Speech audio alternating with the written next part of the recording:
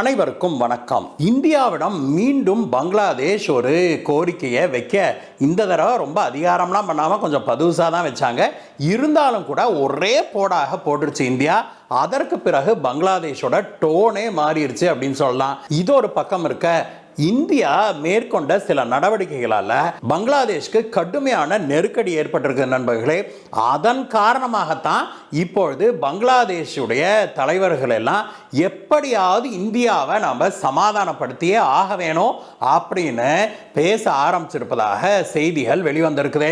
இந்தியாவை கரிச்சு கொட்டிக்கிட்டு இருந்த பங்களாதேஷுடைய மக்களே இப்பொழுது எப்படியாவது இந்தியாவை கொஞ்சம் சமாதானப்படுத்துங்க ஐயா அப்படின்னு அவங்களுடைய அரசாங்கத்துக்கிட்ட கெஞ்சி கதறுகிற நிலைமை ஏற்பட்டிருக்குது. இப்படி ஒரு நிலை ஏற்பட்டதற்கான காரணம் என்ன? இந்தியா அப்படி என்ன செய்தது? அதுவும் எந்த விதமான நெகட்டிவ் ரெப்பர்கஷன்ஸுமே இல்லாம, அதாவது எதிர்மறை விளைவுகளே இல்லாம இந்தியா மேற்கொண்ட அதிரடியான ஆனால் அமைதியான சில நடவடிக்கைகளால பங்களாதேஷ் இப்படி கதறும் நிலைக்கு தள்ளப்பட்டிருக்குது அப்படிங்கிறத பார்க்கணும். என்ன நடவடிக்கைகளை இந்தியா எடுத்தது, அது மட்டும் இல்ல பங்களாதேஷ் வைத்த அந்த கோரிக்கை என்ன, அதற்கு இந்தியா எப்படி திருப்பி அடிச்சது, இதை பத்தி எல்லாம் தான் இன்னைக்கு பார்க்க போறோம் நண்பர்களே. வாங்க நண்பர்களே, பலரும் நம்மளுடைய வீடியோ ரிலீஸ் ஆன உடனே தங்களுக்கு நோட்டிஃபிகேஷன் வரல அப்படின்னு சொல்றாங்க நண்பர்களே. அப்படின்னாக்க நீங்க இதுவரைக்கும் நம்மளுடைய சேனலுக்கு சப்ஸ்கிரைப் பண்ணாம இருந்திருந்தீங்கன்னா கீழே இருக்கிற சப்ஸ்கிரைப் பட்டனை தட்டுங்க. பக்கத்திலேயே ஒரு பெல் பட்டன் இருக்கு பார்த்தீங்களா, அதை கிளிக் பண்ணிங்கன்னா அதில் ஆல் அப்படிங்கிற ஆப்ஷனை நீங்கள் செலக்ட் பண்ணிங்கன்னா அதற்கு பிறகு நாம் போடுகிற வீடியோக்கள் வெளியான உடனேயே உங்களுக்கு நோட்டிஃபிகேஷன் வரும். உலகத்தில் நடந்து வருகிற சுவாரஸ்யமான பூகோள அரசியல் பற்றிய லேட்டஸ்ட் அப்டேட்டுகளை மறக்காம பாருங்க. பூகோள அரசியல் நம்முடைய வாழ்வின் ஒவ்வொரு அங்கத்தையும் பாதிக்குது அப்படிங்கிறத நாம் மறந்து விட வேண்டாம். உடனடியாக கீழே சப்ஸ்கிரைப் பட்டனை தட்டுங்க நண்பர்களே. வாங்க நண்பர்களே, வீடியோவுக்கு போகலாம்.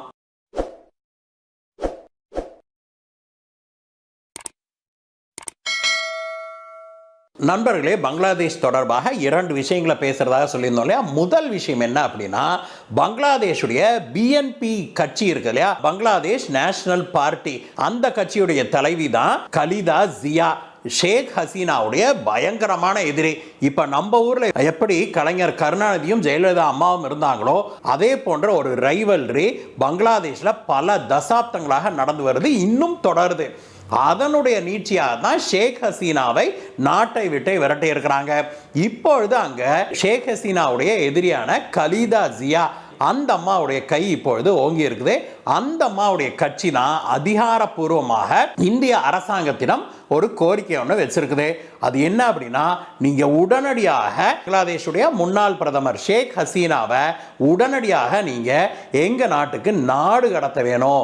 இனிமேலும் நீங்க இந்தியாவில் வச்சிருக்கிறது இந்திய பங்களாதேஷ் உறவுகளை பாதிக்கிற மாதிரி இருக்குது. இது நல்லதல்ல அப்படின்னு சொல்லி அவங்க சொல்லியிருக்கிறாங்க. இதற்கு இந்திய அதிகாரிகள் நேரடியாக பதில் சொல்லவில்லை. ஆனால் அவங்க என்ன சொல்லியிருக்கிறாங்க அப்படின்னா, இரு நாட்டு உறவுகள்ல அரசாங்கங்கள் இதை பற்றி பேச வேணுமே ஒழிய அங்கங்க இருக்கிற வேற சில கட்சி தலைவர்களோ பிறரோ நேரடியாக அண்டை நாடுகளிடமோ அல்லது பிற நாடுகளிடமோ பிரச்சனைகளை கிளப்பினால் அது வேற விதமாக முடிஞ்சு போயிடும். பங்களாதேஷுக்கு ஏதாவது வேணும்னா அதிகாரப்பூர்வமாக எங்களிடம் கேட்கட்டும், இல்லைன்னா நாங்க செய்ய மாட்டோம் அப்படின்னு சொல்லியிருக்கிறாங்க. இது ஒரு பக்கம் சொல்லிட்டு அதே சமயத்தில் இன்னொரு அதிகாரி பத்திரிகையாளர்கிட்ட பேசும்போது என்ன சொல்லியிருக்கிறார் அப்படின்னா, பங்களாதேஷுடைய முன்னாள் பிரதமர் ஷேக் ஹசீனா இந்தியாவில் அரசியல் அடைக்கலம் எல்லாம் கேட்டு வரல, அவர் தற்காலிகமாக தான் இந்தியாவில் தங்கி இருக்கிறாரு. அவர் இதற்கு முன்பு இங்கிலாந்துக்கு போலாங்கிற ஐடியாவில் இருந்தார். ஆனால் இங்கிலாந்து அரசாங்கம் அவரை உள்ள அனுமதிக்காததால இப்பொழுது வேற நாட்டுக்கு போறதுக்கு ஒரு முயற்சி செய்து கொண்டு இருக்கிறாரு. வேற ஏதாவது ஒரு நாட்டில் அடைக்கலம் தேடி அவர் போவாரு. அது வரைக்கும் இங்க தற்காலிகமாக இந்தியாவுடைய விருந்தாளியாக தங்கி இருக்கிறாரு. அவரை நாடு கடத்துங்க அப்படின்லாம் கேட்கறது சரியல்ல. அப்படியே கேட்கறதுனாலும் அந்த நாட்டு அரசாங்கம் அதை அஃபீஷியலா எங்ககிட்ட கேட்கட்டும். அதுவும் ஏன் கேட்குறாங்க, எதுக்கு கேட்குறாங்க, அவர் மீது சுமத்தப்பட்ட குற்றச்சாட்டுகள் என்ன, இதையெல்லாம் சொல்லி அவங்க கேட்கட்டும் அப்படின்னு சொல்லி ஒரு அதிகாரி சொல்லியிருக்கிறாரு. கலிதா ஜியாவுடைய கட்சி இதே கோரிக்கையை அவங்களுடைய அரசாங்கத்திட்ட இதோட பல முறை வச்சிருச்சு நண்பர்களே. முதல்ல அங்க பிரதமராக ஆட்சியேற்ற உடனேயே அந்த நாட்டு பிரதமரான யூனுஸ் இந்தியாவுக்கு எதிரான சில கருத்துக்களை எல்லாம் சொன்னார் இல்லையா, அது முதல் 2-3 நாள் தான். அதுக்கப்புறம் மனுஷனுக்கு அங்க இருக்கிற அதிகாரிகள்லாம் இருக்கிற சூழ்நிலை எடுத்து சொல்லி எந்த அளவுக்கு இந்தியாவை நம்பி இருக்குது பங்களாதேஷ் அப்படிங்கிறத எடுத்து சொன்னதுக்கு அப்புறம் மனுஷன் அப்படியே கப்பு சுப்புன்னு அடங்கிட்டாரு. இப்பொழுதெல்லாம் இந்தியாவை பற்றி எதிர்மறையாக அவர் பேசுவதே கிடையாது அப்படிங்கிறதையும் நாம் சொல்ல வேணும். இதற்கு இன்னொரு காரணமும் சொல்றாங்க நண்பர்களே, பிராக்டிக்கல் ரீசன் சொல்றாங்க. அது என்ன அப்படின்னா, பங்களாதேஷில் கடந்த 1.5 மாதத்துக்கு முன்னாடி அங்கே ஸ்டூடெண்ட் ப்ரொட்டஸ்ட் அப்படின்னு மாணவர்கள் போராட்டம் துவங்குச்சு இல்லையா. அதற்கு பிறகு ஷேக் ஹசீனா நாட்டை விட்டு ஓடினார் இல்லையா. ஷேக் ஹசீனா நாட்டை விட்டு வெளியேறிய மறுகணம் இந்தியா தன்னுடைய எல்லைகளை முழுமையாக மூடிடுச்சு அப்படின்னு சொல்றாங்க. பங்களாதேஷ் நாட்டுடைய எல்லையின் நீளம் கிட்டத்தட்ட 4200 கிலோமீட்டர் அளவுக்கு இருக்குது. அந்த 4200 கிலோமீட்டர்ல 90% மேல இந்தியாவோட தான் எல்லையை ஷேர் பண்ணுது அப்படின்னா பார்த்துக்கோங்களேன். அந்த அளவுக்கு கிட்டத்தட்ட பங்களாதேஷ் முழுமையுமே இந்தியா தான் சுற்றி வளைச்சு கொண்டு இருக்குது. அது மட்டும் இல்ல, சரித்திர ரீதியாக பார்த்தோம்னா இதெல்லாம் நம்ம ஒன்றாக இருந்த நாடு தானே. அதனால அந்த மக்களும் இந்த மக்களும் ஒன்றாக பழகியவர்கள் தான், ஒரே பாஷை வங்காள மொழியை பேசுறவங்க தான். இன்றைக்கு வரைக்கும் மேற்கு வங்கத்தில் வாழ்கிற பெங்காலிஸும் பங்களாதேஷில் வாழ்கிற பெங்காலிஸுமே 2 பேருமே மாம மச்சான் முறை அண்ணன் தம்பி முறைன்னு சொல்லி பொண்ணு கொடுத்து பொண்ணு எடுத்துக்கிற வழக்கத்தை கொண்டிருக்கிறாங்க. அது மட்டும் இல்ல, பங்களாதேஷை பொறுத்த வரைக்கும் பெரும்பாலான விஷயங்களுக்கு இந்தியாவை தான் நம்பி இருக்குது. நான் சொல்றது சாதாரண தினப்படி விஷயங்களுக்கு. பங்களாதேஷில் வாழ்கிற மக்கள் அங்கிருந்து கிளம்பி இந்தியாவுக்குள்ள பார்டரை கிராஸ் பண்ணி இந்தியாவுக்குள்ள இந்தியாவில இருந்து தினப்படி செலவுக்கான தினப்படி தேவைகளுக்கான பொருட்களை வாங்கிட்டு போறத வழக்கமா வச்சிருக்கிறாங்க. ஒரு கல்யாணமே பேசினாங்க அப்படின்னா கூட மாப்பிள்ளை இந்தியாவை சேர்ந்தவரா இருக்கும், பொண்ணு பங்களாதேஷை சேர்ந்த பெண்ணாக இருக்கும். அப்போ கல்யாணத்தை இங்க வச்சுட்டு இங்க இருந்து எல்லாரும் ஊர்வலமாக கிளம்பி பங்களாதேஷுக்கு பொண்ணு வீட்டுக்கு போற வழக்கம் எல்லாம் நடந்து கொண்டுதான் இருக்குது. இதற்கு எல்லா இடங்கள்லையும் பாஸ்போர்ட்டை காட்டு அதை காட்டுலாம் கேட்கறதெல்லாம் இல்லை. அதனாலதான் பங்களாதேஷ் இந்தியா பார்டரை போரஸ் பார்டர் அப்படின்னு தான் சொல்றாங்க. அது மட்டும் இல்ல, தினப்படி தேவைகளுக்கு பங்களாதேஷை சேர்ந்த மக்கள் இந்தியாவுக்கு வருகிற ஒரு சூழலும் அங்க இருக்கு. உதாரணத்துக்கு ஒரு நல்ல மெடிக்கல் ஃபெசிலிட்டி வேணும்னா, மருத்துவ சேவைகள் வேணும் அப்படின்னா அவங்க பங்களாதேஷில் இருக்கிறவங்க எல்லை தாண்டி இந்தியாவுக்கு இந்தியாவுடைய மருத்துவமனைகளில் அவங்க ட்ரீட்மெண்ட் எடுத்துக்கிட்டு திரும்பி போறது வழக்கமாக வச்சிருக்கிறாங்க. இது நடைமுறையில் இருக்கிற ஒன்று. இது எந்த அளவுக்கு அப்படின்னா, இந்தியாவுக்குள்ள வருகிற வெளிநாட்டு டூரிஸ்ட் இருக்கிறாங்களே அதுல 27% பங்களாதேஷ்காரங்க தான் அப்படின்னா பார்த்துக்கோங்களேன். பல மில்லியன் கணக்கான மக்கள் ஒவ்வொரு ஆண்டும் இந்தியாவுக்குள்ள வந்துட்டு போறாங்க. இதுல விசித்திரம் என்னன்னு பாத்தீங்கன்னா, இந்த மில்லியன் கணக்கான மக்கள் இந்தியாவுக்குள்ள வர்றாங்கல்ல, இதுல 80% பேர் எதுக்கு வராங்கன்னா மெடிக்கல் ட்ரீட்மெண்ட்டுக்கு தான் வராங்க நண்பர்களே. அது போக ஒரு 15% மக்கள் தினப்படி தங்களுடைய தேவைகளுக்கு பொருட்கள் வாங்குறதுக்கு வர்றாங்க.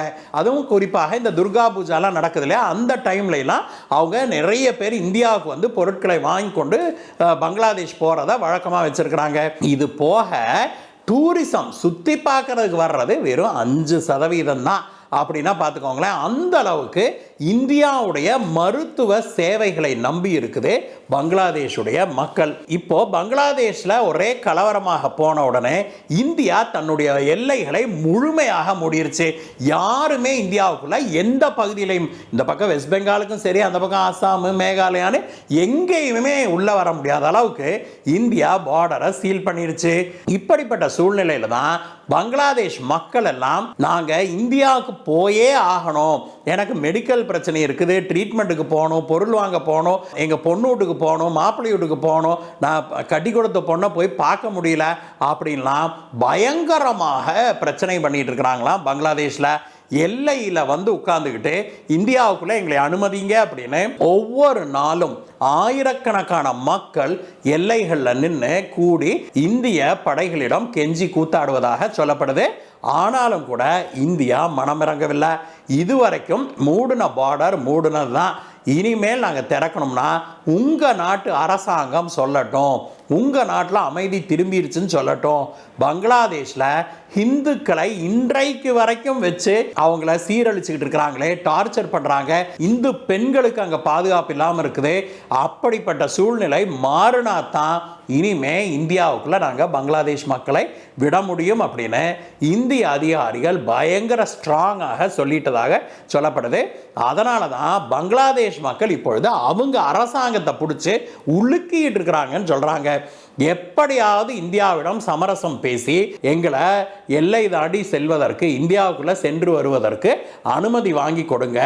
இப்படி பல எமர்ஜென்சி, எங்களுக்கு பல தேவைகள் இருக்குது, நீங்கள் என்ன உட்காந்துக்கிட்டு பொலிட்டிக்ஸ் பண்ணுறீங்க அப்படின்னு பயங்கரமாக பங்களாதேஷ் மக்கள் பிரச்சனை செய்து வருவதாக நம்முடைய காதுகளுக்கு செய்திகள் எட்டுது நண்பர்களே. இந்தியா எந்த விதமான காபராவும் பண்ணாம மிக அமைதியாக நின்று கொண்டு, ஆனால் உறுதியாக நின்று கொண்டு பங்களாதேஷில் இந்துக்களுக்கு முழுமையான பாதுகாப்பு கிடைக்கிற வரைக்கும் நல்லுறவை நாம் மீண்டும் தொடரவே முடியாது, நிறுத்தினது தான் அப்படின்னு பாரத பிரதமர் திரு நரேந்திர மோடி அவர்களுடைய அரசாங்கம் தெளிவாக சொல்லிவிட்டதாக தெரியுது நண்பர்களே. இனி பங்களாதேஷுடைய பிரதமர் நடவடிக்கை எடுத்து அங்கே உள்ள பங்களாதேஷில் வாழ்கிற இந்துக்களுக்கு பாதுகாப்பு வழங்கி அந்த நற்செய்தி நம்ம காதுகளுக்கு எட்டினால் மட்டும்தான் இனி பங்களாதேஷிகள் இந்தியாவுக்குள்ள நுழைய முடியும் அப்படிங்கிறத நாம் உறுதியாக சொல்ல முடியும். இந்தியா தன்னுடைய பார்டரை க்ளோஸ் பண்ணதுனால பங்களாதேஷுடைய பொருளாதாரத்துக்கு மிகப்பெரிய அடி விழுந்துருச்சுன்னு சொல்கிறாங்க நண்பர்களே. ஏன் அப்படின்னா இந்தியாவிலிருந்து ஒவ்வொரு நாளும் ஆயிரக்கணக்கான டன் பொருட்கள் பங்களாதேஷுக்கு போகுது. பங்களாதேஷ்லேருந்து இந்தியாவுக்கும் கூட சில பொருட்கள் ஏற்றுமதி ஆகுது. இது எல்லாமே நின்று போச்சு. அதனால் பங்களாதேஷுடைய பொருளாதாரமும் பயங்கரமாக அடிவாங்குது அப்படின்னு சொல்கிறாங்க. விரைவில் பங்களாதேஷுடைய அரசாங்கம் இந்தியாவிடம் மண்டியிடும் அப்படின்னு நாம் எதிர்பார்க்குறோம். அந்த நாள் வெகு தொலைவில் இல்லை. இந்த வீடியோவை பற்றிய உங்களுடைய கருத்துக்களை சொல்லுங்கள் நண்பர்களே.